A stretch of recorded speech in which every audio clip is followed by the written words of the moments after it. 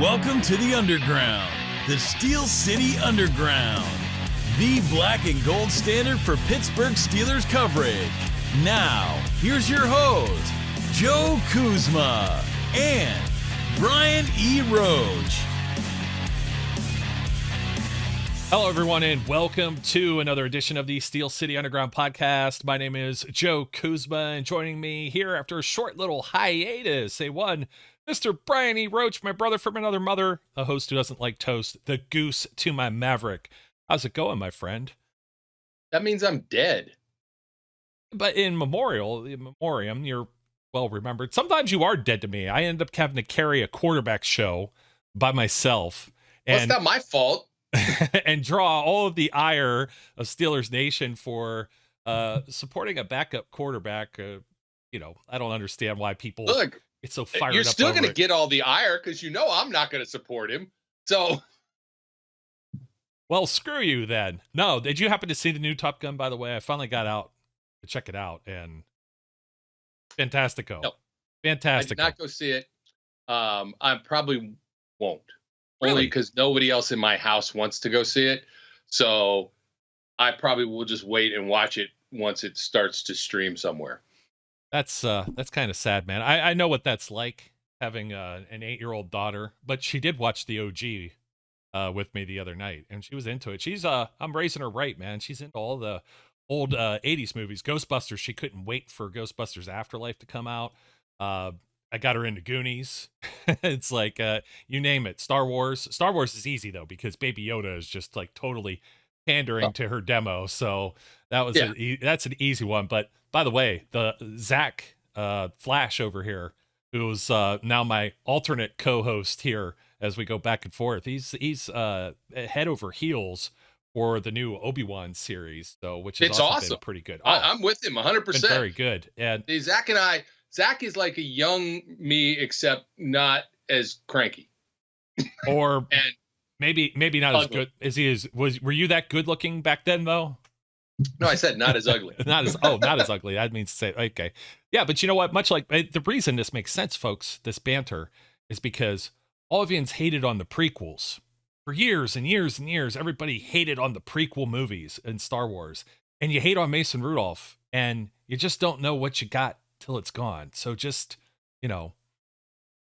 breathe it all in. I was trolling pretty hard. Not going to worry about that last part. When Mason Rudolph's gone, I'm not going to be crying in my beer, especially since I don't drink. Well, he's going to be on the roster. That's all I'm going to say. And I was trolling my cousin. I think you're trying to come down to Cincinnati too. He was talking about, well, I'll be wearing my, I don't know, Mitch Trubisky or Kenny Pickett jersey or whatever. I'm like, you're going to be wearing the wrong one. I'm going to have my Mason Rudolph jersey on because he's going to be the week 1 starter. And you know what? I do it more out of defense. I don't believe that for the least bit. You know that. Okay, good. I was like, we're going to derail this show right away.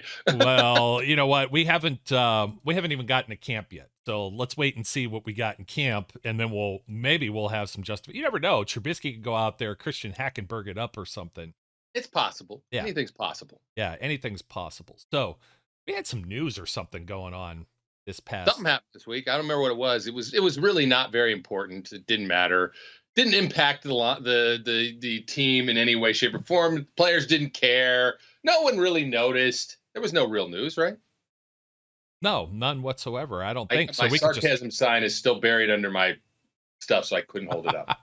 Well, I was wearing the right guy today, and I still didn't fix the hashtag all the way. It started to rub off a little bit. I wanted to put something else on here. We forgot about Al Riveron for the longest time. This would have been great for the refs suck too, the old hashtag thing. But we will be talking about the grown-ass man. Put that back over there. We've been talking about the grown-ass man and some other things because caught Brian on some water there. We had an announcement here in Steelers Nation over the past couple of days, and I think this had to do with the June 1st cutoff with salary cap considerations and whatnot. But we'll have to say a happy trails over to Stephon Tuitt, who we've been speculating about for what feels like a zillion years here as to whether or not he would have a return to professional football or not. And was still under contract and yada, yada, yada. Just came off a double-digit sack season, his best when he last played in 2020. unfortunately, his brother tragically killed, and with him passing away, we also got some rumblings of perhaps there was a knee injury or something else that came along the way that hampered him in training camp. But maybe, maybe his heart just wasn't in it anymore. You don't know, to be completely honest. And this is a young man, still 28 years of age, I believe, Brian, that he had still a bright future if he wanted to. But when you sit out for a year like that and you see what life is like without, and you're grieving in whichever ways you did, and maybe he did have an injury that got in the way, and it starts to be you're disconnected and you're away from it. And I had a similar kind of thing happen in my own life with this. I know it's the referee path and whatever not, but I had a serious back injury back in the middle 2000s and was almost off the radar. Everybody had thought I quit, and there's a lot of the same things I could draw parallels with Stephon here. And it's a tough road back, and you feel like a fish out of water. And, you start to think, is it worth it? And don't forget, too, we're talking about defensive linemen. These guys play at an accelerated weight. You take a look at some of the guys who retire on either side of the trenches, like an Alan Faneca, and they get smaller. Dermontti Dawson, although I still told him he's got giant traps on him. Dermontti Dawson is still a big man. He's still a big man. But he's not carrying all the girth or the weight that he used to have at that position. So what you've made, I think I had Stephon's earnings. This is just kind of whack just to be able to look at this. But I believe he's made about $55.5 million over the course of his career. If you're smart with your money, what else do you have to play for there? So I understand the decision totally. I don't hate him for it. I don't think he held the Steelers up for any kind of money. The Steelers, I believe, were in contact with them all the way, but as professionals, the Steelers nor Stephon owe us anything to really say a word about this, that, or the other thing as to what was maybe going on, whether he would return, anything like that, out of just respect and professionalism. I'm sure they had this worked out where if you're going to return, we're going to do this post June 1 type thing. They could usually announce it ahead of time, but they gave him his, his own post or podium to make his official retirement and step away from football, as the Steelers would do as a class organization. No, I don't have a problem that the Steelers paid him. And people forget that the Steelers paid Ryan Shazier.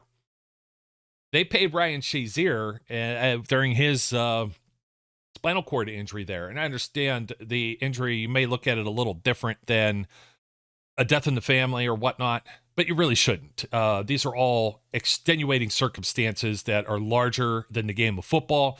So as I kind of close my thoughts out here, I just kind of want to say, best of luck to Stephon and whatever you end up doing in your future. And, hope life is treating you well.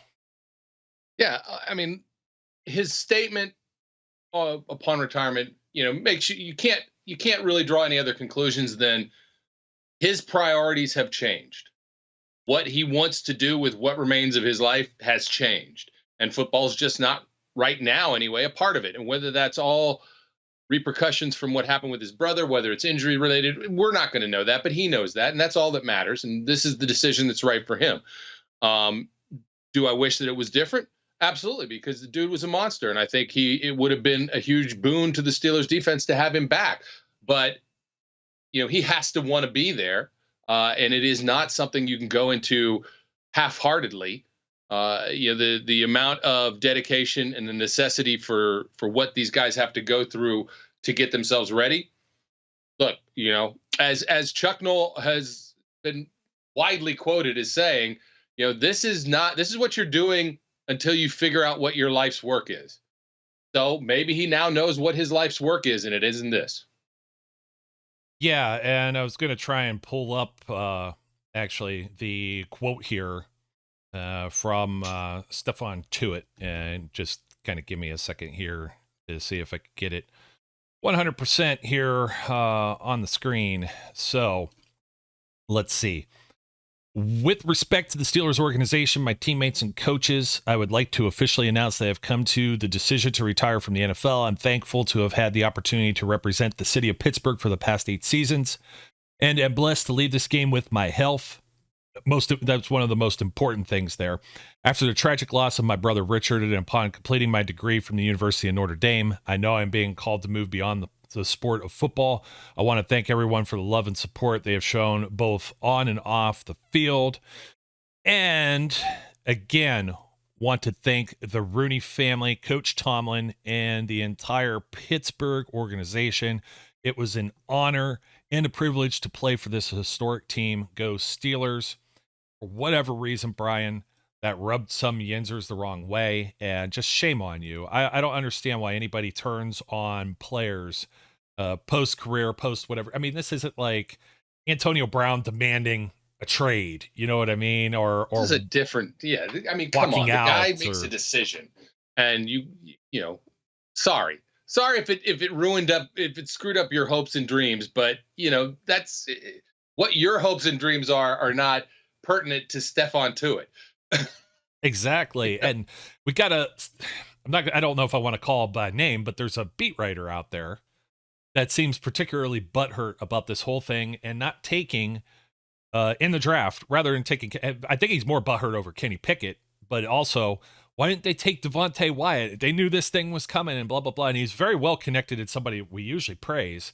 And it's just a really odd flex from this individual. And I can't figure it out. So it kind of leaves like the main title question here, as we've been doing, if you hadn't noticed, all of our loyal viewers and listeners, we're at about 50% right now. I think the 50%ers are hanging around instead of the 2%ers at the end. But we've covered quarterbacks probably more than I would care to, and we're still going to be. We've covered the wide receiver room.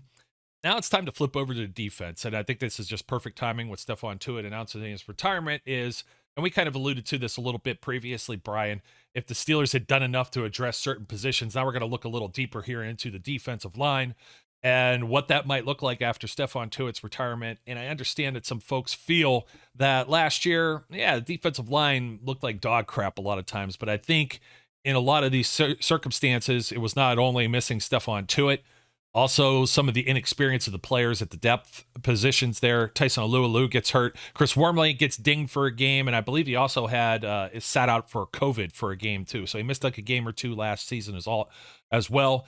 That left you with like Isaiah Buggs, who's no longer there on the roster, and the Steelers go out and sign someone off a practice squad like Montravius Adams. They're getting, I hate to say desperate, but that's exactly what it boiled down to, is kind of desperation. But it's hard to say that the Steelers defensive line will suck when we're talking about 97 here. Cam Hayward, my jersey of choice today, grown-ass man who very well may be, I say, aside from Aaron Donald, he may be the best defensive lineman in the entire National Football League. He just keeps getting better with age, and it's really hard to argue that the defensive line isn't any good when you have Cam Hayward out there.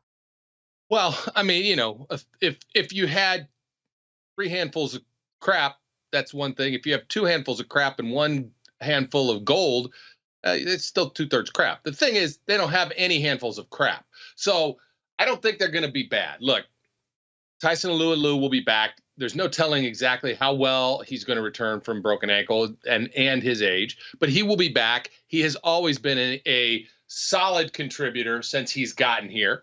I think Montravius Adams will be in his 2nd season. They did re-sign him, right? I'm not dreaming that. Yes, sir. So you got Montravius Adams as depth, who provided some quality depth last year. And after we got him, there was some improvement. And you've got Leal, the draft pick. Who knows what he's going to be like. You've got guys like Isaiah Loudermilk, who should start to, this is season 2. We always expect a huge jump in season 2, right? So if he's going to improve, this is his chance to improve. Now, I'm pretty sure we were clear in saying, did they do enough with the defensive line that we didn't know how to answer that until we knew more about what the truth of Stephon Tuitt was? Now we know what Stephon Tuitt's truth is, so the answer can go back to saying, probably not. But that also means they didn't, I don't know that they knew this until recently. I don't know that this wasn't a decision that didn't just happen. We have no idea when the Steelers found out that this was going to occur. It does open up a piece. It's probably going to open up some space in the cap. it'll open up things that say, here, we got to figure out what we do now. We'll see. That's kind of where I'm at with this. Do the Steelers really need to do anything? And did they really ignore this? And I'm going to say no.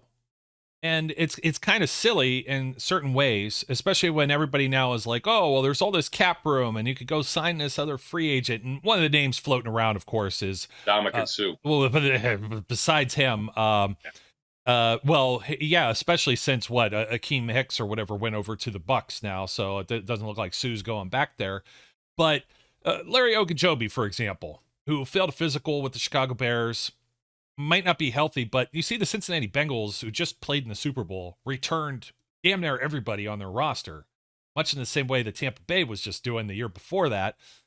Why aren't they returning Ogunjobi? Like, what's wrong here? Or why aren't the Browns reaching out to throw Ogunjobi into this mix? And I mean, he's still young, too. I think he's like 28 years of age also. I'm not sure necessarily that if they add somebody, it'll be much like the Melvin Ingram deal last season, where they're added just before camp. And maybe they're more of a camp body, but I don't think there's a major problem here. Let's go back for a second, if you will, to where's my guy at? Your guy, too. A grown-ass man. When you've got a guy here, just had 10 sacks this past season, playing alongside a defensive player of the year, by the way, who should have maybe been arguably defensive player of the year 3 seasons. 3 years 3 years straight. Yeah. 3 years straight should have been. Yeah. 3 years in a row, and you've got Cam Hayward, who's regarded as maybe one of the best that's doing it. And he just keeps getting better. I mean, how many sacks has he had past 5 seasons? He went on a tear since 2017, 12, 8, 9, 4 in 2020, and then 2021 last season he had 10 sacks, and we're talking about 3 All-Pro seasons, Pro Bowler, and all 5 of those. Finally getting the recognition that he deserves. 32, going on 30 age. I'm not really super overly concerned because you have him, number one. Obviously, if there's an injury, and this is the case with anywhere at any position on the football field, pretty much. I mean, if you lose Najee Harris, are you feeling good about running back? Or if you lose Deontay or Chase Claypool, you might be able to get by with that because you got a stable of wide receivers. You look in the past, Ben Roethlisberger gets hurt. What do? You know what I mean? It's just like there's certain things that you could prepare for. And you got to ask. Things you can't, yeah. Yeah, and I understand they're bringing some of the same names back. Like you said, Montravius Adams, going a little further on the depth here, but Tyson Alulu, you got to hope he can play the same that he has played in the past, come back from that injury. He's getting up there in age, but we're still talking about a guy that plays about half a game, mostly. Yeah. And the guy who had been in place, playing in place of, why am I drawing my blank now? Chris Wormley, playing in place of Stephon Tuitt, got 7 sacks last year. 14 starts, played 15 of the 17 games, got to the quarterback 10 times. And you know what? Aside from TJ Watt, who had the most absurd numbers, and we're talking the edge rushers here, obviously, with Highsmith and Watt, had 39 and 15 quarterback hits. Cam Hayward had 17. Chris Wormley had 10. I think Chris Wormley is doing just fine in place of Stephon Tuitt and can be the starter. Now you're totally disregarding. Now you got Lulu, you got Wormley out there. You're totally like forgetting about some of the other guys that are on this squad. I thought I had something up. Yeah. So you look at 7 sacks with Wormley, 10 with Cam Hayward. You got 6 with Highsmith and 22.5 with TJ Watt. So we're talking about almost 50 sacks there, Brian. I think we got about 48, but if I'm doing the math correctly, 13, 10, 23, and almost another 23, 40, 45 and a half sacks total between those guys that are playing on that. It was basically like a front 4. They're not always playing a 3-4, about a third of the time these days. And that means Alulu is going to jump into this mix too and probably spell Hayward, probably spell Wormley. But that wasn't good enough. Like everybody's like, oh, D-line, this is such a major. No, quarterback is the most important position. Because you're not talking about the problem that was with the D-line last year. Well, it wasn't pass attack, it was run. That was the problem. And that's why everybody's complaining, is because these are the guys, minus Tyson, right? Minus Tyson and minus Liao, who were giving up gashing yards of run. And that is the problem. If they don't have the run stoppers, Cam can't do that all by himself, because as big of a grown ass man as he is, he can't cover 5 spots on the line. Well, and Right. let's talk about that. If you're going to talk about improvements or talk about what the problems may have been, Joe Schobert became a giant scapegoat, Devin Bush became a scapegoat, and Keith Butler became a scapegoat. And guess what? 2 of those 3 names are no longer in with the Pittsburgh Steelers entering this season. So very well, it could have been coaching, could have been scheme, and things of that nature. You got to hope having a Lou in there, or even Wormley penciled in as a starter, maybe some things change. Now, you do have some bodies that we were talking about. I liked Adams, and Adams will be nose tackle material. He's going to be the Tyson Alualu fill in there. And I thought he did well. You saw some things start to at least change the tide where you didn't have the offensive line getting to the second level and knocking Bush or Schobert over on their keisters in a lot of cases. And then Minka has to come up and make these, game-saving tackle pretty much. And it did Minka lead the team in tackles. I do believe he did also. I've got it up here. Yeah. 120. Part of that is why. Yeah. I mean, part of that is why. Yes, the linebackers were exposed, but the linebackers are exposed because guys are not handling them at the line of scrimmage. And so you've got people getting to the second level that shouldn't get there. So like, am I concerned? Let me step back from this. Am I concerned? Do I think they will be better against the run than they were last year? I do. But if you're going to worry, that's where you worry. There's absolutely zero worry about their pass, defense as far as getting to the quarterback is concerned. If you're worried about that, you haven't watched this team for the last 5 years. No, that's part of the thing. Like I said, with Butler, we'll see if it's, but remember the Steelers weren't even doing much of pass rushing. Remember, it was like through 4 or 5 games, and Aditi came out with that comment last year, and they really weren't. And there were other problems. There were just injuries along the whole board on defense, off and on. It was a pretty sick season. That's why they started out 1-4. They had like the one game. Let me see, lost both at home. Yeah, they beat the Bills, lost both at home to the Bengals and Raiders, which at the time people were freaking out too. And this is part of like that short-term, long-term memory. People forget that the Bengals and Raiders were playoff teams last year, but when you're talking weeks 2 and 3, you're thinking of the Bengals and Raiders of old who didn't do crap for years, and people get upset. And then you go up to Green Bay, that's going to be an automatic loss. And really, you had a bogus offside call on a field goal block for a touchdown. You had a big point swing there where the Steelers could very well pulled out that game on the road at Lambeau Field. So, and they end up having to come out of that deficit. And they need some help at the end of the season. Let's not be funny, which I was also just thinking about, too, with some of the retirements in the NFL. Let's take a pause for a second. Ryan Fitzpatrick, one of the great key contributors to the Steelers that one year. What was that? The Bills and Jets were playing each other, and the Steelers were playing at Cleveland. I was at that game. He threw like 3 or 4 interceptions, and the Steelers backdoor their way into the playoffs. So thank you, Fitzmagic, for your Fitzmagic that particular day. I knew he would fold like one of those chairs. That is so mean to a guy who played 17 seasons for 900 different teams, and just so mean. Oh, you're disrespecting the beard of the magical Fitzmagic. I don't give a shit. Yeah, well, so goes it. We're starting to get a little more feisty. Maybe if the Steelers have a losing season or two, we're just going to drop nothing but F-bombs. We'll have an F-bomb show, and we'll just have to tell YouTube and let the YouTube program or whatever know this one is explicit language. Please keep the kiddies away from it. Don't show it in the YouTube Kids filters or channels or anything. Not that I think we show, but you have to tag them. You have to tag these shows as not for kids. But anyways, yeah. I was thinking about Fitzpatrick because I was looking at Minka's stats. Actually, Schobert had the second most tackles. He had about a dozen fewer, both solo and combined for the season. So that's kind of interesting. But yeah, I think some of it may be scheme and personnel. And you never always had the same people on the field at the same time. And when you don't have TJ Watt on the field, that also is going to hurt. It's not all just defensive line.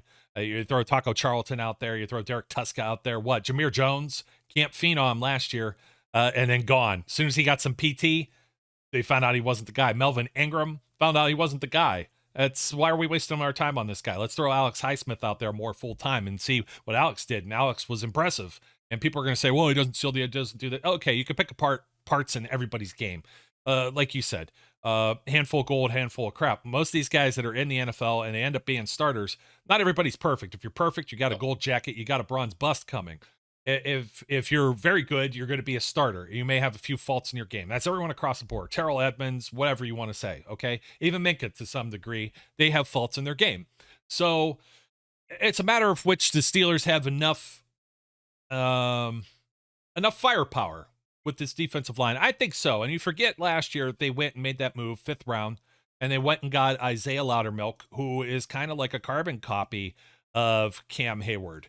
And he's got a very similar body type. I'm not going to say that he's Cam Hayward just yet, and he's going to confuse people if he continues wearing I'm glad you're not saying that yet. Well, I mean, we're talking about depth players now, Brian.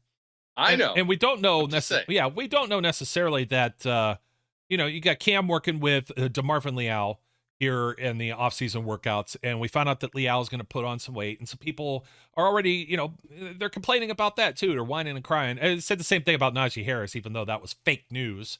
The 244 versus the 248 already played at, but you're putting on some weight. And it's not like this guy's like eating Cheetos on his couch putting on weight. He's bulking up. They're filling him up with with mass training programs and whey protein and steaks and all the more like chicken breast and tuna probably. But let's be fair, folks. It isn't the way you and I put on weight. Absolutely not. And he's doing some rigorous training and stuff. He's going to put on some muscle mass. They're probably depending on where he puts that on his frame, he's probably got enough of a frame being big. Well, how big is he? 6'7"? He's 6'6", 6'7". But he's got enough of a frame to put that mass on. And we're only talking 10, 15 pounds, and he's going to be playing D-line. It's not like he's an edge rusher. He doesn't have to have a blazing 40 speed to come around. He just has to have his technique down, and he has to make sure he's not overpowered with a little bit of that girth that we were just talking about. Yeah, that's the reason why these guys carry some of the body weight that they do. But It's not always, even like, you see somebody you think sloppy, and are still probably more an athlete than most of the people that are out there just, watching the football games with the clicker in their hand on the Red Zone channel. So I have, Leal's going to be a rookie. I think he's going to see some time fairly early on. They drafted him, and he's somebody that had a higher grade by a lot of people and kind of slipped and fell into the 3rd round. And everybody kind of dismisses that. And it hits me in the feels right here, Brian, because there was another guy that's a 3rd rounder. Why did they ever let him go? Why didn't they re-sign him? And he came from a small FCS college, South Carolina State, Javon Hargrave. And he was he was the first Steelers rookie defensive line starter in 30 years back in, was that 2015's draft? 2016, when those guys came out. And he got that starting gig. Why the heck can't DeMarvin Leal do the same exact thing? That's kind of ridiculous to me when you're thinking about it. Especially when you're not talking about just being a full-time starter. It should be Hayward, Alualu, Wormley, either as the 3-4 or in some rotation of 2 of those 3. And then maybe Leal gets in there. Maybe not right away, but maybe Loudermilk has a little bit of an edge to get a little more PT, at least right now on paper, I would think, just being the more veteran or more senior player. Yeah, look, DeMarvin Leal, I think, is going to be, the hope is going to be that he is a key element, right? If he's not a key element, and he doesn't contribute this year, then they will absolutely have some issues on D-line in the one spot, even if it's just depth related, because that's a body that they need to contribute. I think they drafted him anticipating that he would be a guy who could quickly develop. And I'm not saying he's going to start, because I don't think he is, but he may start by the end of the year. It just depends on what he's willing to put into his own development and his own progress. And there is absolutely no reason he can't go down on the Javon Hargrave type process, right? Like, look, Hargrave stunned us all when he came in, and you and I were both, I was like, standing for him big time, though. I know, but you know what I mean? It's like we were all, even like Zach, me, you, everybody was absolutely stunned by his get off. He had the fastest, quickest move off the line and just was able to easily break in and get to, get penetration and just jump stuff. None of us were like, we saw that big giant booty and we're like, okay, that's great. He's going to eat up blocks, but that's, we're not anticipating him making penetration. We're not anticipating him doing some of the stuff. And he was great, right? It's part of the reason we were like, damn, why? But they just couldn't pay him. It wasn't that they wanted to let him go. Can't compete with the offer. You don't have cap space. You can't compete with the offer. Because they had so many other people that you need to sign or keep, or that you've already got under contract. That's what people don't understand, is that the Steelers, when you draft well and you continually do so, you're going to have a number of high dollar contracts that are on the dock there. And that's just the way it works. You can't keep them all. It's not Pokemon over here. No, it's not. And look, like I said, there's nothing that says DeMarvin Leal cannot make those kind of contributions in his first year. If he does, the defense will be better than we think it is. If he doesn't, I still think it'll be really good. They may have some defensive line issues. I anticipate that before the season starts, because of Tuitt's retirement, they will find a veteran defensive lineman that they can add to this group. Who that's going to be, I don't know. Is it going to be Ndamukong Suh? I doubt it. He's an ass. Well, it's not only that. Let's talk about, let's bring that. That's a good point, aside from him being an ass and not really fitting into maybe let's see. And Ndamukong Suh, I got to spell it right so I can bring it up. It's what he's been earning over the last few years. And I mean, are the Steelers going to throw 8, 9, 10 million at him? And are they looking to have him as a starter? Like, that's the other thing. The player is not only looking for a specific paycheck, maybe right. Even like the Larry Okajobis of the world. Let me see what Okajobi was making.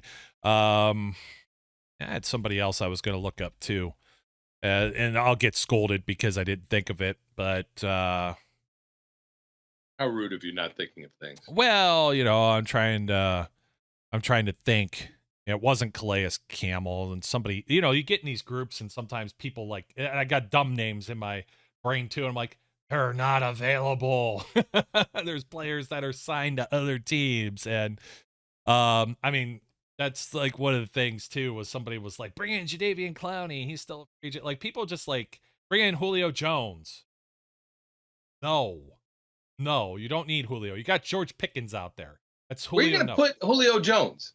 Where are you going to put him? A guy who barely contributed last year. Where are you going to put him with this group? Nowhere. And I'd rather play George Pickens and see what he has. And even if he gets injured, Julio will too. So you're going to have Julio just as often. The last thing we need is another wide receiver right now.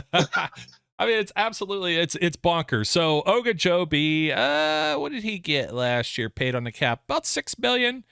And I mean, he was a starter. Is he healthy? I mean, I don't know, but that seems to be one of the ones that people were floating by. My cousin was floating by. I was like, no, they could really just roll with what they got. I mean, if the best, maybe the best scenario is that they got their eye on somebody that could be a camp casualty that ends up off another roster that they add into the mix later, or a trade. Remember, Chris Wormley came in a trade. Like a July trade with the Ravens in a division. But when you're looking at the players like that are in your own division, like Chris Wormley, for example, or an Ogunjobi, that makes sense. It's like the Joe Hayden thing. You see a lot of that same lateral transition. What was it? James Bradbury just went from the Giants to the Eagles. You got the familiarity. You've seen this player, and you're saying, when you're playing against them, damn, that's a good football player. Man, I wouldn't mind if he was playing on our side, And then that happens a lot of times. So I'm not going to necessarily extinguish any fire here, any of the smoke that's coming off of that. That's definitely could be a possibility, but will it be for sure? What's his health? What's his what does he want to do? Playing for two of the other AFC North rivals. Does he really want to do the world tour too? The Bruce Gradkowski thing. So, or Ryan Fitzpatrick. I mean, he used to play for the Bengals. So, but God, you talk about that. I was just thinking about Josh McCown and how he had like his daughters go to school. Did you remember that from like a year or two ago or whatever? And there was like about a dozen of them, and they all had a jersey on, like all of her friends, like in a group, and they were all wearing McCown jerseys from the various teams he had played for. It's like, it's pretty cool in one way, and it's kind of like, whoa, that's weird in another. But I always wonder, he was in the mix. Wasn't he one of the guys in the mix for like a coaching job with the Texans too? I mean, he's played under enough coaches and with enough systems and enough other quarterbacks. And guy, You would think. yeah, he's got to have some type of knowledge there, right? So, but yeah, I don't know about the free agent thing. Could you still throw? Are they totally out on Carlos Davis? I mean, he was banged up. He was another guy that wasn't available last year. Right. His brother's still toiling around too, maybe. I think on the roster, maybe. Let me see. Yeah. I'm taking a look. The other Davis, getting names. Carlos Davis. Well, everyone Khalil of these names Davis, you're that's saying who it are was. veteran guys who are out there. I'm not saying free agent. I'm saying they will find a veteran guy who is available, one way or the other. Whether it's a guy they know really well because it's a Carlos Davis and a guy they think they can fit in and get, realistic contributory snaps from, or whether it's somebody else that gets cut down the line.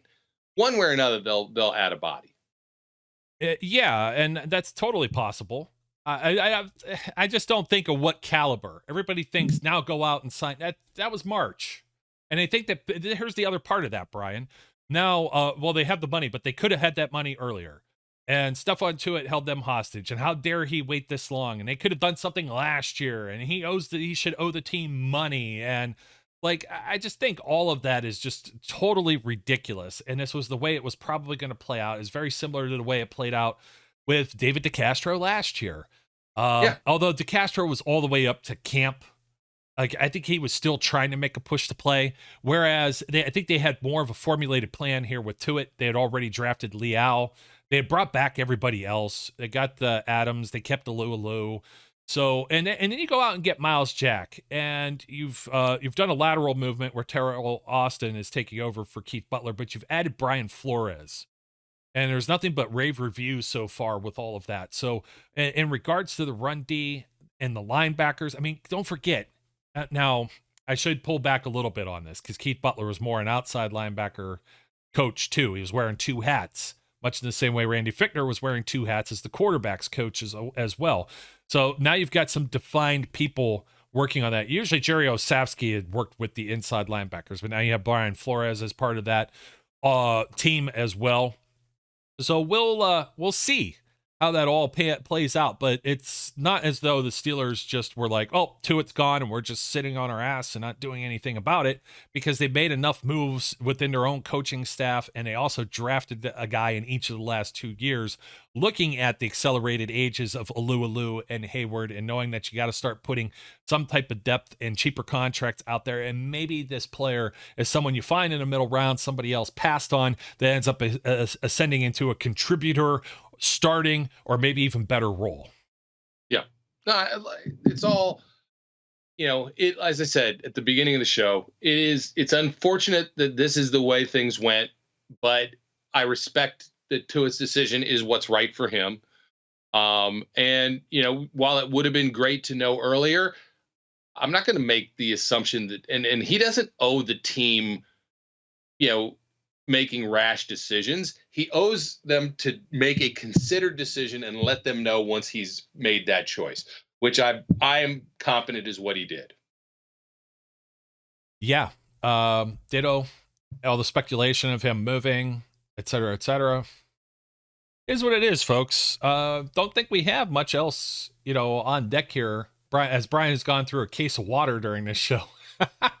Gotta keep hydrated. Yeah, hydrated. You're not gonna be able to sit in that seat very much longer, buddy. I have to go tinkle. Go run the Run P app, which is I don't know if you've ever seen that before, but what they do is they have people who they go see a movie. Let's just say Top Gun that came out, Top Gun Maverick, and they put what the best times are to leave during the show. You start it when the show starts, and then you know what time during the movie is a dead spot that you could afford to miss in case you have to go tinkle. So I like that word, tinkle. It's almost like Spider-Man with the Peter tingle. So tinkle, it's just the tinkle. But Brian, hey, I think that's about all the more we could. We didn't mention Henry Mondow, or is it Henry or Harry Mondow? I might not even get his right. Henry Mondow, yes. Got me like it bouncing does, all it over. does. Doesn't matter. There's a reason we didn't. Aw, poor Mondale. He didn't I do like anything to him. you Look, either. it's just I don't think he's panned out the way that they hoped he would. It's not even a draft pick. How are you supposed to pan out when you're an undrafted guy? You get some snaps and you don't maybe embarrass yourself entirely. That's about all the more I look for there at that sort of level. I mean, yeah, people slip through the cracks all the time, and everyone will remind you James Harrison he was undrafted and got cut a billion times and this and that. And it's like, yeah, that happens. Trust me, I do believe a lot of players get ruined based on their situations. And a situation might be you went to Kent State and you weren't too highly thought of and you didn't get drafted and you had to keep pressing your nose against the wall in order to make teams and go play in Europe. And yeah, okay, that happens. You got a whole movie, American Underdog, speaking of movies, with Kurt Warner, another FCS guy who was even pretty much almost a backup quarterback his entire time at Northern Iowa and plays arena football and just becomes like this phenomenal player because he's in the right position at the right time. And then you see guys who get ruined completely because they get thrown in the wrong systems or don't have the right support around them. And you see it all the time. And you may actually witnessed this just recently, even with some of the quarterbacks. We like to make fun of like Baker Mayfield, for example, but Sam Darnold, you just never know if they're in a different situation. Does Sam Darnold flourish if he went to Buffalo instead? You don't know these things. There's a lot of what ifs. I mean, I would assume not. But you don't necessarily always know that. You don't know if they pick up bad habits. We don't know that with Mitch Trubisky right now either. So that is true. I mean, we don't know with Kenny Pickett. We don't know if Kenny Pickett will be the man or not. And that's why that door is still open for Mason Rudolph, my friend. So I had to throw that in there. Don't forget to like, comment, and subscribe. Leave pleasurable and favorable reviews. It's really not. The door is not open. It's not. Well, he's getting some shade because he had said something, and people are like, "Oh, he's talking about Ben Roethlisberger. We get Ben didn't mentor you, and then why didn't Ben do this?" And just, stop the nonsense. He was talking about like helping out Kenny Pickett as a veteran player. He's going to at least show him where the showers are and stuff like that. He's helping him out. You know what I mean? He's got to know. Kenny, though, should know where just about everything else is around the facility or how to get around town. You would think. He's been around for a little bit. Unless it was too much. I don't know how much partying he did in college. So he doesn't have maybe the biggest transition. I don't know if they took him to Mount Washington to hold a Permani sandwich or anything like that for the photo shoot. It's like, let's do that with George. Because George is, he's from playing down south. He didn't have a chance to have one of these delicious sandwiches. So anyways, man, hey, maybe Mason still has to show him where something is. I mean, these college kids aren't necessarily always that bright these days. It just seems that way. I had to throw that out there. You know what? As I get older, that's just the way, you look at everybody. What is this music they're listening to, Brian? This loud music, blah, blah, blah. And you just become get off my lawn guy. I've been get off my lawn guy for a long time. Yes, sir, you certainly have. Well, thanks anyways for saying get off my lawn, but thanks for joining me and all of us out there. And we're gonna keep grinding through this. That's what it is up there. The daily grind. Yeah. Grinded through June. Always a pleasure, man. As was out there. Hey, you know what? I might save that for Flash, but I'll get a quick thought from you. And so it's team it's called, what is it? Team 33rd, I believe. Mike Tannenbaum and Joe Banner, two former failed general managers that have a website out there. And they put the Steelers offensive group, and this is minus the quarterback. This is just running backs, wide receivers, and tight ends. And not every group has 2 tight ends listed. They might have 4 wide receivers listed, which I think is unfair because in the Steelers case, it was like Najee and Benny Snell.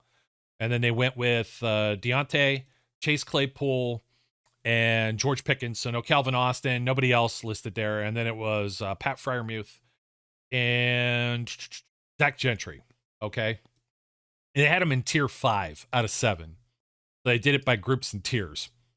And just to make this real quick, because I might cover this with Zach early next week in a little more detail, because we could check out the article I wrote on steelcityunderground.com anyways. Shameless plug. That's why it's fresh in my brain. So there's only 2 tiers lower. They had the Browns in tier 4. So they have the Steelers in tier 5 paired with the New York Jets and the Jacksonville Jaguars. Here's what I'm going to say. I'm going to say the group as it stands is the only potential known quantity, truly, is Deontay.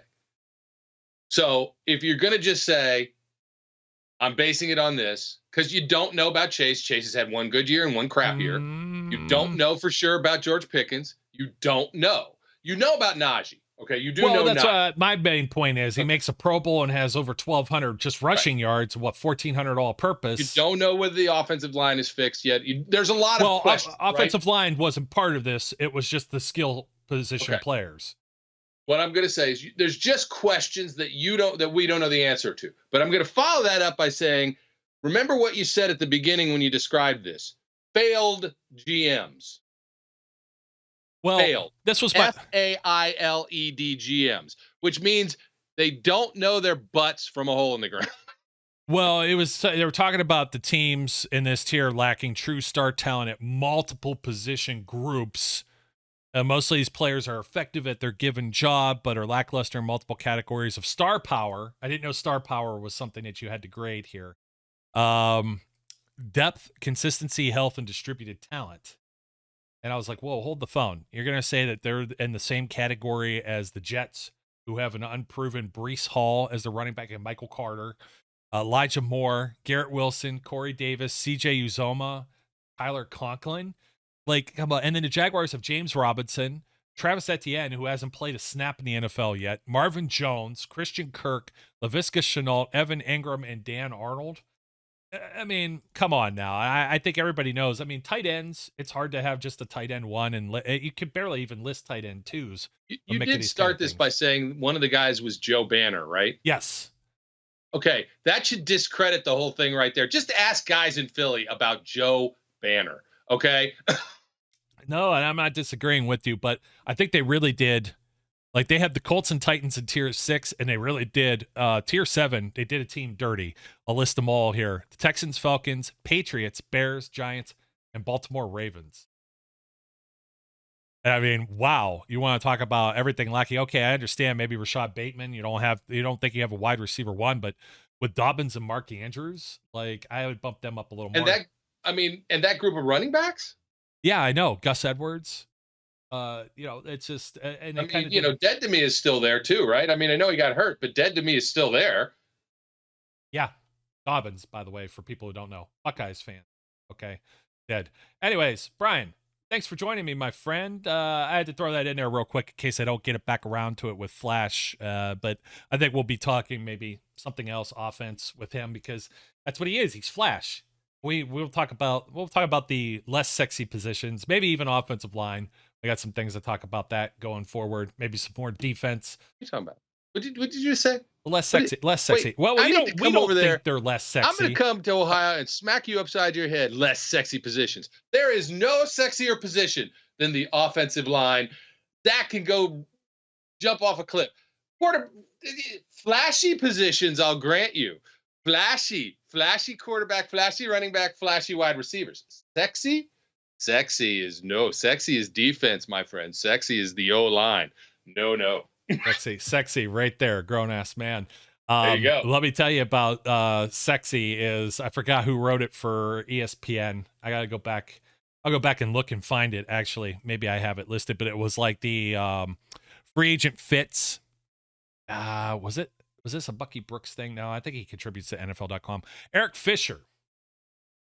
Because they had felt that with Trubisky or Pickett starting, which I don't agree with either, just throwing that right in there, they need more help for those guys. So they want to push Dan Moore or Chukwuekorfor by bringing in Eric Fisher.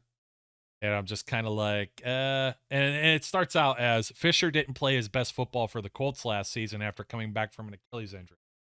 Oh yeah, so now he's going to play his best football. I mean, this is still... You still got the question marks, and we'll talk about this when we get the linebackers, like with Devin Bush, obviously. But this was part of the thing. We've said it a billion times already about Deshaun Watson, who may have 23 or now 24 reasons as to why we may not even be talking about him this season. But can you come back and still play at a high level like that? And that was still a question mark, even if Tuitt had returned. That's what we'd be talking about. So Fisher still coming from a big injury like that. We're still talking about it with Devin Bush. No, I don't want to give any money or give a chance to, he would have to be at minimum just a depth guy. I don't think you're going to pencil him in unless he showed you something absolutely. But the guy's bounced around enough already. I don't understand. This was like a few years ago when people were talking about Russell Okung. Like, come on. Like, there's only so much tread on the tires. It's the not for long league. And Yes. you're not necessarily looking to see if a guy can stay healthy or play at his former self. You're looking at the younger guy who doesn't give you that cap hit they could throw in there. Every now and then you're going to find a free agent fit or a rental that you throw into the mix, and maybe it'll work out for you. That was what they tried to do last season. The Steelers did, and it didn't work out with any of the guys that they ended up adding. Not Melvin Ingram, not Trey Turner, and not Joe Schobert. And that is actually pretty much a damn shame, if you ask me. But those were all non-priority free agents. Those were all June, July additions. So you're not looking at much right now. And look at the Baltimore Ravens took Alejandro Villanueva, who also, happy trails, went off to retirement land himself and announced. Got a big, long list of players that just went on. And that's why it's in my brain right now, because they were talking about it on XM radio. You had just a bunch of players just to add to the list besides Stephon Tuitt. So Villanueva, just a 1 year kind of band-aid there with the Baltimore Ravens, and then out. And of course they had him a fish out of water playing on one side versus the other. And who was it that got hurt? Was it Ronnie Stanley again? Yeah.